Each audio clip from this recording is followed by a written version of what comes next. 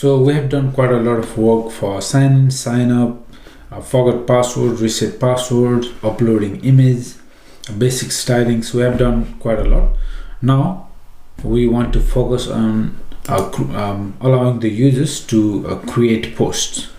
All right, so we will allow the user, once they log in, we will allow them to create a post, and we will record the view count as well.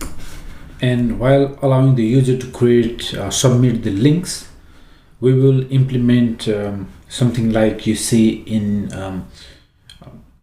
Twitter or Facebook. Whenever you share a website link, you immediately get the preview. I get preview image of that link and some basic information about the page, so the page title, description. So those things can be extracted using web scraping. So we will be using this technique. So if you're new to it, it's a lot of fun and it's very useful concept. Okay, so we will use web scraping. Whenever user paste a link, we will try to scrap the data of the website and fetch the image, fetch the title, description, and display immediately on the screen. So just like you see the preview when you share something on the Facebook, it will be something like that. All right, so that will be awesome.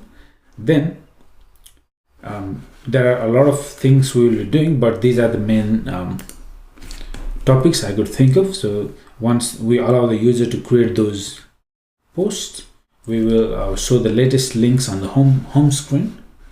And in mobile apps, you have different ways of scrolling through your content. In mobile apps, you can slide from vertically, right? So we will explore that, and horizontally as well. So vertically is actually how the content is scrolled from top to bottom, just like in the websites. But horizontally also, it's a very popular way of showing content on the mobile screen. So user can just slide right or left to view the content horizontally. So we will explore both of those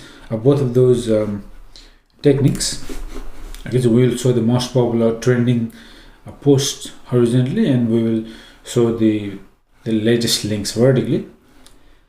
And then we will also show the user's public profile when they click on the user's name. So each post will have the posted by user, whoever posted that link. So that user, we will show the user's name, and when they click, other users will be able to see that user's public profile.